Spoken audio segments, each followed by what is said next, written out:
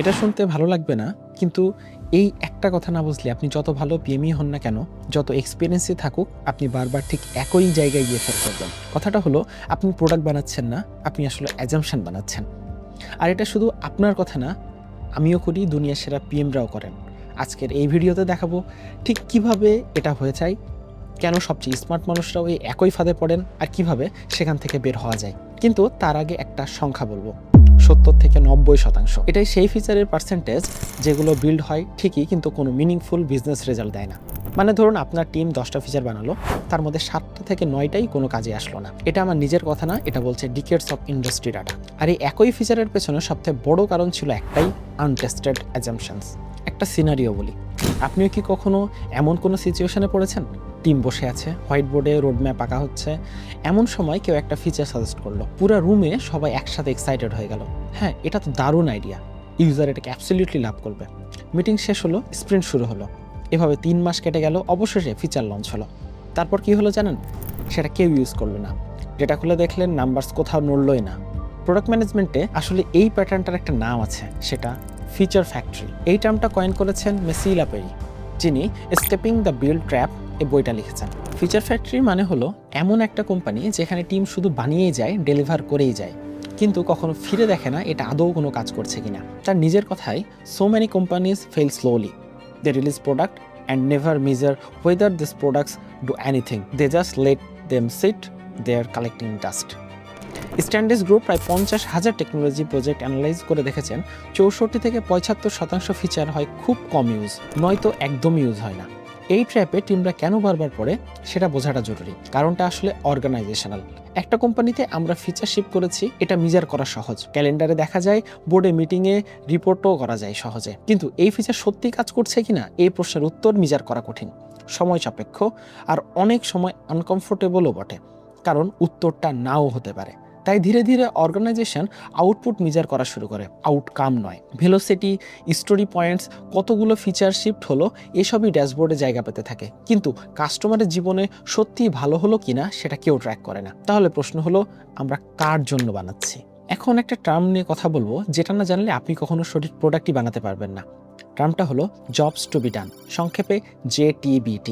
Harvard business স্কুলের professor ক্লেন্টর Christensen এই কনসেপ্টটা ডেভেলপ করেছিলেন। তার কথা হলো, মানুষ প্রোডাক্ট কেনে না, মানুষ আসলে একটা জব কমপ্লিট করার জন্য প্রোডাক্টকে হায়ার করে। চলুন একটা কনক্রিট এক্সাম্পল দিই। মানুষ ড্রিল কেনে না, মানুষ চায় দেয়ালে একটা গর্ত, ড্রিল সেই জবটাই করে দেয়। বিকাশকে মানুষ কেন হায়ার করেছে? টাকা পাঠানোর জবের জন্য, কোনো মোবাইল অ্যাপের জন্য না। এখন আসুন আপনার নিজের প্রোডাক্টে, আপনার ইউজার আপনার প্রোডাক্টে ঠিক কোন জবের জন্য হায়ার করছে? বেশিরভাগ পিএমই এই প্রশ্নের উত্তর জানেন না। তারা ফিচার জানেন, ডিজাইন জানেন, টেক স্ট্যাক জানেন, কিন্তু ইউজার আসলে কোন জব কমপ্লিট করতে চাইছেন সেটাই জানেন না। আর ঠিক এখানে অ্যাজাম্পশন চুপি চুপি ঢুকে পড়ে। এই ভুলটা এত সহজে হয়ে যায় কেন? কারণ ফিচার আর জবের মধ্যে একটা লজিক্যাল কানেকশন সবসময় খুঁজে পাওয়া যায়। এমনকি যখন এই কানেকশন বাস্তবে নেই, তখনও আমাদের ব্রেইন এমনভাবে কাজ করে যে একটা ফিচার নিয়ে ভাবলেই মনে মনে একটা পসিবল গল্প তৈরি হয়ে যায়, কেন এটা কাজ করবে তার একটা যুক্তি দাঁড়িয়ে যায়। কিন্তু প্লজিবল হওয়া মানেই তো ট্রু হওয়া না। একবার আপনার রোডম্যাপ খুলুন, যে কোনো একটা ফিচার বেছে নিন, ধরুন সেখানে লেখা আছে ইউজার অনবোর্ডিং ফ্লো ইমপ্রুভ করব। এই একটা লাইনের পেছনে কমপক্ষে 5টা অ্যাজাম্পশন লুকিয়ে আছে। অ্যাজাম্পশন 1, অনবোর্ডিংই এই সমস্যার আসল কারণ, অন্য কোথাও না। অ্যাজাম্পশন 2, অনবোর্ডিং ইমপ্রুভ হলেই অ্যাক্টিভেশন বাড়বে। অ্যাজাম্পশন 3, ইউজার ঠিক কোথায় আটকাচ্ছে সেটা আমরা জানি। অ্যাজাম্পশন 4, আমাদের এই সলিউশন সেই জবটা করে দেবে। অ্যাজাম্পশন 5, এটা করলে বিজনেস মেট্রিকেও তার প্রভাব পড়বে। একটু লক্ষ্য করুন, এই 5টা অ্যাজাম্পশন একটার উপর আরেকটা দাঁড়িয়ে আছে। প্রথমটায় যদি ভুল হয়, বাকি 4টার আর কোনো মানেই থাকে না। কিন্তু আমরা সাধারণত সরাসরি 4 নম্বর অ্যাজাম্পশনেই চলে যাই। সমস্যাটা কি হবে এই প্রশ্নে প্রথম 3টার অ্যাজাম্পশন ভেরিফাই না করেই। ক্রিস্টেনসেন বলেছিলেন, আগে জবটা বোঝো তারপর সলিউশনে ভাবো, কিন্তু আমরা করি একদম উল্টো। অনেকে বলবেন, আমরা তো ইউজার রিসার্চ করেন, ঠিক আছে, কিন্তু কিভাবে করেন সেটাই আসল প্রশ্ন। বেশিরভাগ ক্ষেত্রে হয় এভাবে, ইউজারকে ডাকা হলো, বলা হলো আমরা এই ফিচার বানাচ্ছি, কেমন লাগছে দেখুন তো। ইউজার বললেন ভালো হবে মনে হচ্ছে, আর ফিরে এসে আমরা বলি ইউজার ভ্যালিডেশন পেয়ে গেছে। কিন্তু আসলে এটা কোনো ভ্যালিডেশন না, এটা নিছক পোলাইটনেস। আর ঠিক এই সমস্যাটা নিয়েই রব ফিজপ্যাট্রিক একটা বই লিখেছেন, দ্য মম টেস্ট। বইটার নাম কেন মম টেস্ট জানেন? কারণ আপনি যদি আপনার মাকে জিজ্ঞেস করেন, মা আমার আইডিয়াটা কেমন লাগছে, তিনি বলবেন দারুণ, কারণ তিনি আপনাকে ভালোবাসেন, সত্যি কথা বলার জন্য জিজ্ঞেস করছেন না। আপনার কাস্টমাররাও ঠিক একই কাজ করেন। ফিজপ্যাট্রিকের রুল হলো খুব সহজ। এমন প্রশ্ন করুন যার উত্তর দিতে গিয়ে আপনার মাও অনেস্ট থাকতে বাধ্য হবেন। এর মানে হলো ভবিষ্যৎ নিয়ে অপিনিয়ন জিজ্ঞেস করবেন না, আপনি কি এটা ব্যবহার করবেন। এই প্রশ্ন কখনোই সঠিক উত্তর দেয় না, কারণ মানুষ ভবিষ্যতে নিজেকে ভালো এবং কোঅপারেটিভ হিসাবে দেখাতে চায়। তার বদলে অতীতের বিহেভিয়ার জিজ্ঞেস করুন। যেমন, গত সপ্তাহে এই সমস্যাটি কতবার হয়েছে, বা শেষবার এই কাজটা করতে গিয়ে আপনি আসলে কি করেছিলেন। অতীত মিথ্যা বলে না, কিন্তু ভবিষ্যৎ নিয়ে অপিনিয়ন খুব সহজেই মিথ্যা হয়ে যায়। বাংলাদেশে এই সমস্যাটা আরও বড় আকার নেয়। আমাদের কালচারে সরাসরি না বলাটা অভদ্রতা বলে মনে হয়। ইন্টারভিউয়ের আইডিয়াকে সাপোর্ট করাটাই আমাদের স্বভাবে গেঁথে গেছে। তাই আপনি এই ফিচার ইউজ করবেন, এই প্রশ্নের উত্তর প্রায় সবসময় হ্যাঁ আসবে, কিন্তু লঞ্চ হওয়ার পরে সেই একই মানুষটাই আর সেটা ইউজ করবেন না। মার্টি কাগান, যিনি নেটফ্লিক্স, ইবে, এইচপিতে প্রোডাক্ট বানিয়েছেন, সিলিকন ভ্যালি প্রোডাক্ট গ্রুপের ফাউন্ডার এবং ইন্সপায়ার্ড বইয়ের লেখক, তিনি বলেছেন প্রতিটা প্রোডাক্টের মধ্যে লুকিয়ে থাকে 4টি fundamental risk. Value risk, user কি এটা আদৌ চাইবে। দ্বিতীয়ত, ইউজেবিলিটি রিস্ক, ইউজার কি এটা ব্যবহার করতে বুঝতে পারবে। তৃতীয়, ফিজিবিলিটি রিস্ক, ইঞ্জিনিয়াররা কি আসলে এটা বানাতে পারবে। চতুর্থ, বিজনেস ভায়াবিলিটি রিস্ক, এটা কি বিজনেসের জন্য সত্যিই কাজ করবে। এবার নিজেকে জিজ্ঞেস করুন, আপনারা সাধারণত কোন রিস্ক নিয়ে সব থেকে বেশি সময় ব্যয় করেন। উত্তরটা প্রায় সবার একই, ফিজিবিলিটি, মানে বানানো যাবে কিনা। কিন্তু কাগান বলেছেন আসলে সব থেকে গুরুত্বপূর্ণ প্রশ্ন হলো ভ্যালু রিস্ক, ইউজার কি এটা আদৌ চাইবে। এই একটা প্রশ্নের উত্তর না জেনে বানালে বাকি 3টা রিস্ক আসলে কোনো কাজেই আসে না। কিন্তু কেন আমরা ফিজিবিলিটিতে এত বেশি সময় দেই আর ভ্যালু রিস্কটা এড়িয়ে যাই? কারণ ফিজিবিলিটির উত্তর সহজে পাওয়া যায় বলে মনে হয়। এই জন্য ইঞ্জিনিয়ার বসেই বলে দিতে পারেন এটা 3 সপ্তাহে হয়ে যাবে, এটা কনক্রিট, মিজারেবল, আরামদায়ক। কিন্তু ইউজার এটা চাইবে কিনা এই প্রশ্নের উত্তর অনিশ্চিত, অস্বস্তিকর, আর সেটা জানতে হলে অফিসের বাইরে গিয়ে অপরিচিত মানুষের সাথে কথা বলতে হয়। মানুষ স্বভাবতই আনসার্টেনিটি এড়িয়ে সার্টেনিটির দিকে ছোটে, এমনকি সেই সার্টেনিটি ভুল দিকে থাকলেও। তাহলে আমরা আসলে কোথায় সময়টা দেই? জিরাতে টিকিট লেখায়, ফিগমাতে ডিজাইন করায়, স্প্রিন্ট প্ল্যানিংয়ে, আর ভ্যালু রিস্ক সেটা শুধু অ্যাজিউম করে নেই। ইউজার তো চাইবেই এটা, এই ধারণাটা কোনো টেস্ট না করে। এই 4টা রিস্ক মনে রাখার একটা সহজ উপায় বলি। ভ্যালু রিস্ক জিজ্ঞেস করে আমাদের কি এটা বানানো উচিত। ইউজেবিলিটি রিস্ক জিজ্ঞেস করে মানুষ কি এটা ব্যবহার করতে পারবে। ফিজিবিলিটি রিস্ক জিজ্ঞেস করে আমরা কি এটা বানাতে পারি। আর বিজনেস ভায়াবিলিটি রিস্ক জিজ্ঞেস করে এটা কি বিজনেসের জন্য ভালো হবে। একটু খেয়াল করে দেখবেন, উচিত জাতীয় 2টি প্রশ্নই আগে আসা উচিত, কিন্তু বাস্তবে আমরা পারি জাতীয় প্রশ্ন দুটো দিয়েই শুরু করি। শুধু কারণগুলোর উত্তর দেওয়া সহজ তাই। 3টি কারণে এক্সপিরিয়েন্স পিএমরাও একই রকম ভুল করে বসেন। প্রথম কারণ, কনফার্মেশন বায়াস। সাইকোলজিতে একে বলে কনফার্মেশন বায়াস, মানে আমরা যা বিশ্বাস করি সেটাকে সাপোর্ট করে এমন ইনফরমেশনই খুঁজে বেড়াই। বিপরীতে ইনফরমেশনের চোখে পড়লেও যেন সেগুলো দেখতে পাই না। কোনো আইডিয়া মাথায় এলে আমরা সেটার পক্ষে এভিডেন্স খুঁজি, বিপক্ষে নয়। এই কারণেই টেরেসা টোরেস, যিনি কন্টিনিউয়াস ডিসকভারি হ্যাবিটস এর লেখক, বলেছেন the goal of discovery is not to validate your assumptions, the goal is to identify which assumptions are worth keeping and which ones to throw away. Validate করা না, identify করা, এই পার্থক্যটাই আসলে সব কিছু। ভ্যালিডেট করতে গেলে আপনি নিজের অজান্তেই অনেক প্রশ্নগুলো এড়িয়ে যাবেন, যেগুলোর উত্তর আপনার আইডিয়ার বিপক্ষে যেতে পারে। কিন্তু আইডেন্টিফাই করতে গেলে আপনি নিরপেক্ষ থাকতে পারবেন, ফলাফল যেদিকেই যাক না কেন। দ্বিতীয় কারণ, opportunity cost of delay. Product ম্যানেজমেন্টে একটা টার্ম আছে, কস্ট অফ ডিলে, মানে হলো কোনো সিদ্ধান্ত নিতে দেরি করলে সেটার বিজনেস কস্ট আসলে কত। কিন্তু আমরা এখানে ঠিক উল্টো ভুলটা করি। আমরা ইউজার রিসার্চ করতে দেরি করায় কোনো কস্ট দেখতেই পাই না। মনে হয় এটা করতে গেলে তো সময় লাগবে, শিপ করাটাই পিছিয়ে যাবে। কিন্তু আসল কস্টটা হলো একজন ইঞ্জিনিয়ারের 3 মাসের কাজ। সেই ফিচার ফেল করলে সব শ্রমই জ্বলে যায়, অথচ 5 জন ইউজারের সাথে কথা বলতে লাগে মাত্র 5 ঘন্টা। 5 ঘন্টা বনাম 3 মাস। এবার বলুন কস্ট অফ ডিলেটা আসলে কোথায়? তৃতীয় কারণ, এক্সপার্টিস ট্র্যাপ।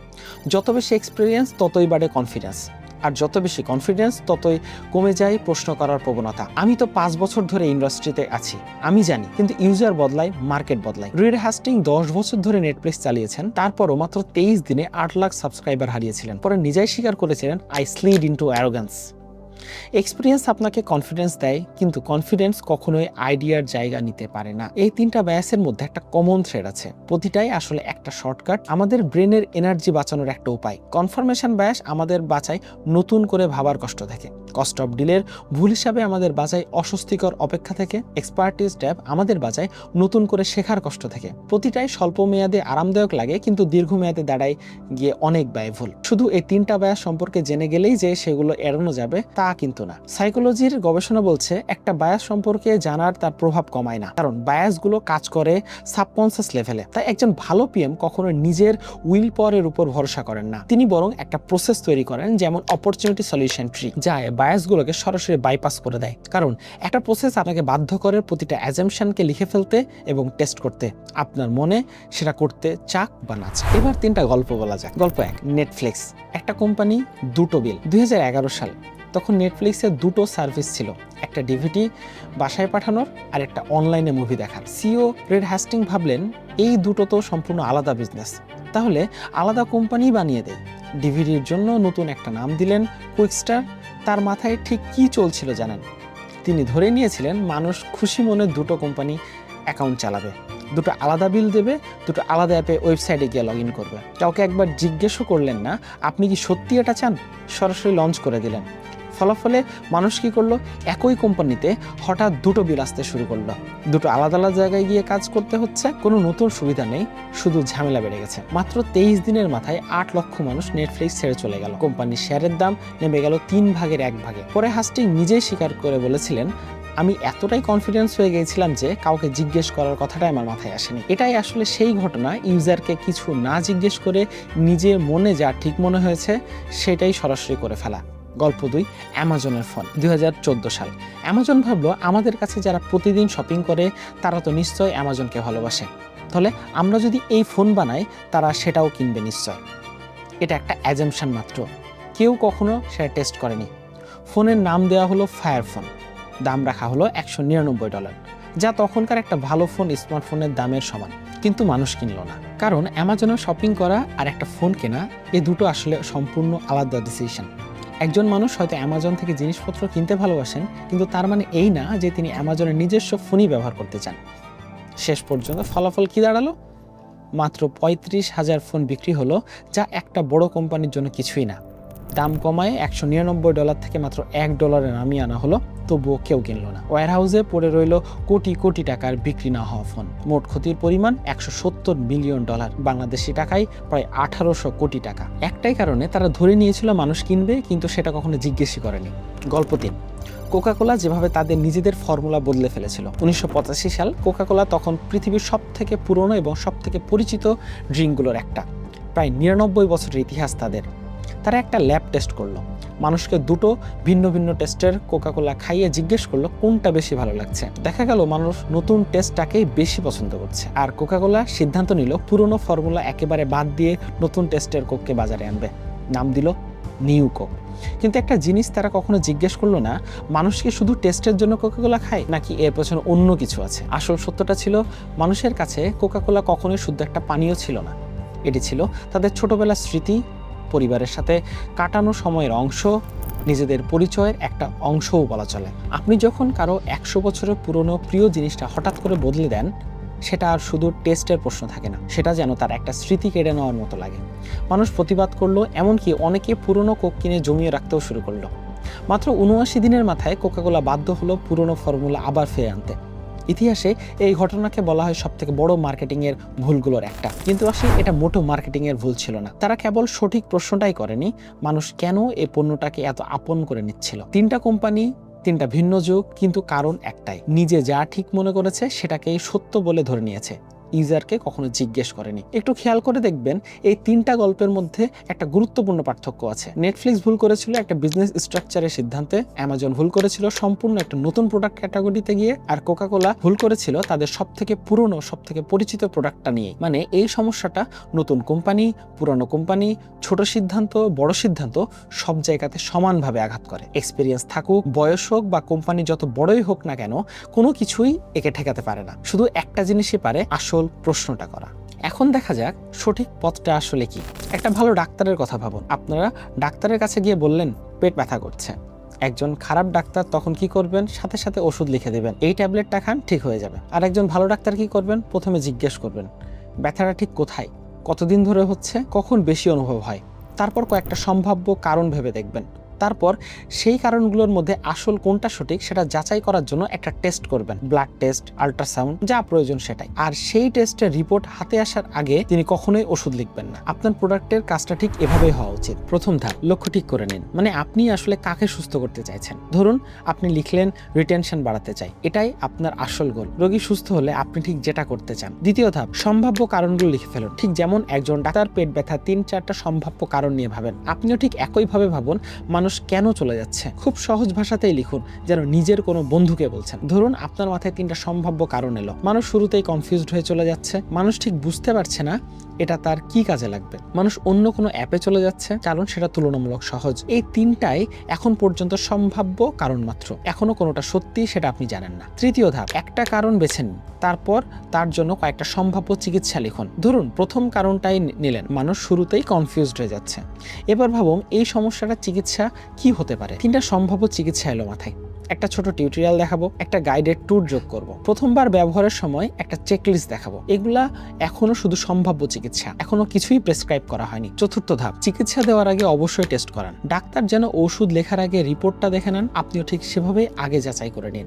আসল প্রশ্ন হলো এই চিকিৎসা যদি কাজ না করে তাহলে ঠিক কেন করে না। ধরুন গাইডেড ট্যুরের ক্ষেত্রে সবথেকে বড় অনিশ্চয়তা হলো মানুষ কি আসলে এই ট্যুর শুরু করবে। এটাই আপনার সবথেকে বড় গুরুত্বপূর্ণ টেস্ট। আর এই অনিশ্চয়তাটাকেই আমরা বলি অ্যাজাম্পশন। এখন পুরো প্রক্রিয়াটাকে একসাথে দেখুন। প্রথমে লক্ষ্য ঠিক করা, তারপর সম্ভাব্য কারণ লেখা, তারপর সম্ভাব্য চিকিৎসা ভাবা, আর প্রতিটা চিকিৎসা দেওয়ার আগে একটা করে টেস্ট করা। এই পুরো প্রক্রিয়াটার একটা নাম দিয়েছেন টেরেসা টোরেস, একজন প্রোডাক্ট রিসার্চার। নাম দিয়েছেন অপরচুনিটি সলিউশন ট্রি। তবে নামটা আসলে খুব একটা গুরুত্বপূর্ণ না। গুরুত্বপূর্ণ হলো এই প্রক্রিয়াটা মেনে চলার পর ঠিক কি পরিবর্তন আসে। আগে যেটা ছিল শুধু আপনার মাথার ভেতরের একটা ফিলিং, এখন সেটা হয়ে যায় একটা স্পষ্ট টেস্ট, কাগজে লেখা, সবার চোখে সমান। এখন পুরো টিম এটা দেখতে পারে, প্রশ্ন তুলতে পারে, যাচাই করতে পারে। আর একটা সহজ কথা মনে রাখুন, আপনার সামনে হয়তো অনেকগুলো টেস্ট থাকবে, কিন্তু সবগুলো একসাথে করার কোনো দরকার নেই। শুধু সেই টেস্টটাই আগে করুন যেটা রিপোর্ট খারাপ এলে সব থেকে বেশি ক্ষতি হবে। কারণ সেই একটা টেস্টের রিপোর্ট যদি খারাপ আসে তাহলে পুরো চিকিৎসা পরিকল্পনাই বদলে যাবে, বাকি সব প্রস্তুতিও বৃথা যাবে। স্পটিফাই ঠিক এভাবেই কাজ করে। তারা প্রতি বছর হাজার হাজার এমন টেস্ট চালায়, তার মধ্যে মাত্র 12টা টেস্টের রিপোর্ট আসে হ্যাঁ এই চিকিৎসা কাজ করবে, বাকি 88টা রিপোর্ট আসে না এটা কাজ করবে না। কিন্তু তারা এই না গুলোকে ব্যর্থতা বলে না, বরং বলে সব থেকে বেশি শেখা যায় এই না গুলো থেকে। কারণ একটা ভুল চিকিৎসা না দেওয়াটাও এক ধরনের সফলতা, কারণ এর মাধ্যমে আপনি বাঁচালেন সময়, টাকা আর পুরো টিমের পরিশ্রম। একটা সংখ্যা নিয়ে একটু থামা দরকার এখানে। 100টা টেস্টের মধ্যে 12টা কাজ করলো, মানে 88% টেস্টই ফেল করলো, অথচ স্পটিফাই একটা পৃথিবী বিখ্যাত অত্যন্ত সফল কোম্পানি। তাহলে আসল প্রশ্নটা হলো একজন পিএম এর সাফল্য মাপা উচিত কতগুলো আইডিয়া শুরুতেই সঠিক ছিল দিয়ে, নাকি কত দ্রুত কত সস্তায় ভুল আইডিয়াগুলো বাদ দেওয়া যায় সেটা দিয়ে। স্পটিফাইয়ের মতে কোম্পানিগুলো দ্বিতীয় পথটাই বেছে নিয়েছে, আর এখানে লুকিয়ে আছে আসল কম্পিটিটিভ অ্যাডভান্টেজ, দ্রুত ভুল বুঝতে পারার সেই ক্ষমতা।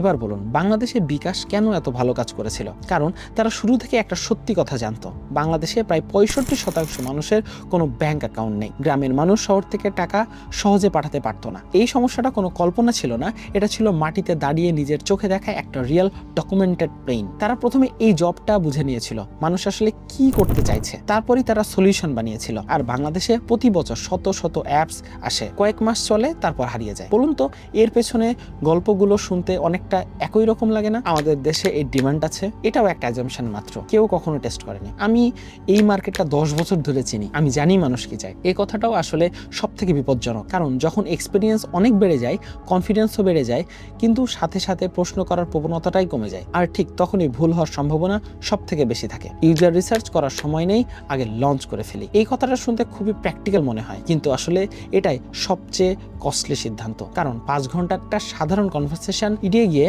আমরা এগিয়ে যাই 3 মাসের একটা বড় ভুলের দিকে। এখানে একটা বাস্তব সমস্যাও লুকিয়ে আছে। বাংলাদেশের অনেক ওয়ার্কপ্লেসে সিনিয়র ম্যানেজমেন্টের কথাই যেন শেষ কথা বলে ধরে নেওয়া হয়। একজন পিএম যদি বলেন আগে আমরা একজন ইউজারের সাথে কথা বলে নেই, এটাকে অনেক সময় দুর্বলতা বা ধীর গতির লক্ষণ হিসেবে দেখা হয়, যেন কনফিডেন্সের অভাব। কিন্তু আসল সত্যিটা হলো যে পিএম সৎভাবে বলতে পারেন আমি এখনো জানি না তাই যাচাই করে নিচ্ছি, তিনি আসলে সব থেকে বেশি কনফিডেন্ট, কারণ তিনি নিজের ইগোকে কোম্পানির ভালোর চেয়ে ছোট করতে পেরেছেন। তাহলে আজকে নিজেকে একটা প্রশ্ন করুন, আপনি কি সত্যিই জানেন নাকি শুধু অ্যাজিউম করছেন? আজকের ভিডিও শেষ করার আগে একটা কাজ করুন, আপনার রোডম্যাপের সবথেকে বড় ফিচারটা বের করুন এখনই, সেটাকে অপরচুনিটি সলিউশন ট্রিতে বসিয়ে দেখুন এর ভ্যালু রিস্ক কি, এর জব টু বি ডান ঠিক কি, এর সবথেকে রিস্কি অ্যাজাম্পশন কোনটা, মম টেস্টের মতো প্রশ্ন দিয়ে সেটাকে টেস্ট করেছেন কখনো? যদি এই প্রশ্নগুলোর উত্তর না হয় তাহলে আপনি ঠিক অ্যামাজনের সেই টিমের মতোই যারা কনফিডেন্ট ছিল, যারা এক্সাইটেড ছিল, আর যারা শেষমেশ $170 মিলিয়ন হারিয়েছে। প্রোডাক্ট বানানো মানে শুধু ফিচার শিপ করে দেওয়া না, প্রোডাক্ট বানানো মানে হলো সবথেকে রিস্কি অ্যাজাম্পশনটা খুঁজে বের করা, তারপর সেটা দ্রুত এবং সস্তায় টেস্ট করা, প্রমাণিত হলেই তবেই তা বিল্ড করা। এর বাইরে বাকি সবকিছুই আসলে একটা এক্সপেন্সিভ গেস। এই ভিডিও দেখার পর সবথেকে সহজ কাজটা হলো মাথা নেড়ে বলে ফেলা, হ্যাঁ এটা তো আমি জানতামই, কিন্তু জানা আর সেটা করা এই দুটো এক জিনিস না। আগামীকালই আপনার সবথেকে গুরুত্বপূর্ণ ফিচারের জন্য একটা অ্যাজাম্পশন লিখে ফেলুন, আর সেটা কোনো রিয়েল ইউজারের সাথে টেস্ট করে দেখুন, একদম আজই। শুরুটা ছোট হোক, তবু একটা শুরু তো হোক। কমেন্টে জানান আপনার রোডম্যাপের সবথেকে রিস্কি অ্যাজাম্পশনটা আসলে কোনটা।